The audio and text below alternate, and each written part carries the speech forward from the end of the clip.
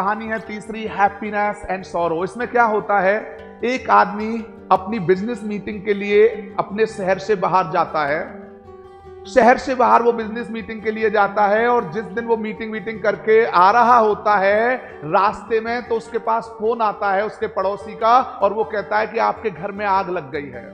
वो रास्ते में ऑलरेडी चल रहा होता है और जैसे उसको पता लगता है आग लग गई है तो वो आता है, घर पहुंचता है, देखता है तो हजारों लोग वहां खड़े हुए हैं, हजारों लोग खड़े हुए हैं और उस घर को जलता हुआ देख रहे हैं। वो उस शहर का सबसे खूबसूरत घर था, ध्यान से सुनना आप ये बात, वो उस शहर का सबसे खूबसूरत घर था और ऐसे बहुत सारे लोग उस शहर के उनके पास आए जिन्होंने कहा, ध्यान से सुनो, जिन्होंने कहा कि इसकी तुम डबल कीमत ले लो लेकिन हमें बेच दो। उस आदमी को वो घर बहुत प्यारा था, उसने बेचने से हमेशा इनकार कर दिया उस घर को। अब वो भी वहां देख रहा है, वो अंदर से दुखी हो रहा है, परेशान हो रहा है, उसके अंदर एक गम का सा माहौल हो रहा है, वो उस चीज को महसूस कर रहा है पर वो कुछ कर नहीं सकता क्योंकि वो जलते हुए इसको देख पा रहा है, अंदर से दुखी है। अचानक ही उसका बड़ा बेटा उसके पास आता है और कहता है पापा आप क्यों दुखी हो रहे हो? उसने कहा बेटा घर जल रहा है और तू कह रहा है दुखी क्यों हो रहे हो? उसने कहा पापा 3 दिन पहले आप यहां थे नहीं, 3 दिन पहले ही मैंने इसका सौदा कर दिया है, 3 दिन पहले ही मैंने इसका सौदा कर दिया है और आप टेंशन मत लो, हमने इसको बेच दिया है। अब जैसे ही उसने ये सुना कि 3 दिन पहले इसका सौदा हो गया, वो अंदर से शांत हो गया, उसको अंदर से एक शांति सी मिली। Oh my God! अब वो भी उसी तरह उस घर को जलते हुए देख रहा है जैसे बाकी के हजारों लोग देख रहे हैं। अब उसको कोई फर्क नहीं पड़ रहा है। इतने में ही उसका दूसरा बेटा आता है, ध्यान से सुनना इस कहानी को, ध्यान से। इतने में उसका दूसरा बेटा आता है और कहता है पापा आप शांत खड़े हो और आपके कोई अंदर में कोई हलचल नहीं हो रही है। उसने कहा बेटा बड़े बेटे ने इस घर को बेच दिया ना।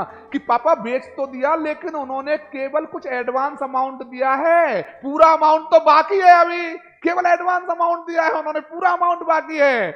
अब जैसे ही उसने ये सुना फिर वो दुखी हो गया, अब फिर से वो परेशान होने लग गया। ओ माय गॉड मेरा घर चला गया, मेरा घर चला गया, वो सोचने लग गया, इतना परेशान हुआ। इतने में भागते भागते भागते उसका तीसरा बेटा आता है और तीसरा बेटा कहता है पापा पापा हम बहुत भाग्यशाली हैं पापा। वो कह रहा है मेरा घर जल रहा है, तू कह रहा है भाग्यशाली है। कि पापा जिस आदमी ने घर खरीदा था वो बहुत बात का पक्का है। उसने कहा भाई मैंने घर खरीदने के लिए आपको जो एडवांस दिया था, मेरा कमिटमेंट था कि मैं आपको हफ्ते भर में पेमेंट कर दूंगा, तो हफ्ते भर में मैं पेमेंट जरूर दूंगा क्योंकि मैंने खरीद लिया उसको। मैंने उसी दिन जब आपको पेमेंट दिया, बात हो गई, सेल अग्रीमेंट बन गया, तो मैंने इसको खरीद लिया। अब इसने जैसे ही ये सुना तीसरे बेटे से, फिर वो शांत होके अरे बेटा थैंक यू बेटा, धन्यवाद बेटा। ये एक छोटी सी हैप्पीनेस एंड सॉरो। अब मुझे ये बता दीजिए इस कहानी में क्या एक संदेश मिला, मैं आपको शेयर कर रहा हूं इमीडिएटली। इसके बाद आपको मैं पर्सनली चाहता हूं कि आप बोलें। देखो जो मैंने इसका डीप समझा वो ये समझा दैट हैप्पीनेस एंड सॉरो ये क्या है, स्टेट ऑफ माइंड है, ये माइंड की स्थिति है, बेसिकली स्थिति है, ये माइंड की स्थिति है। जैसा मैसेज आप माइंड को दोगे उसके अकॉर्डिंग आपकी स्थिति बनती है, चाहे वो दुख की है चाहे वो सुख की है। आपने मैसेज दुख का दिया आप दुखी हो जाओगे, आपने मैसेज शांति का दिया आप शांत हो जाओगे, आपने मैसेज खुशी का दिया आप खुश हो जाओगे। ये सारा गेम है कि आप अपने दिमाग को संदेश किसी तरह से दे रहे हो। आपकी मानसिक स्थिति डिसाइड करती है कि किस स्थिति का क्या फर्क होगा आप पर।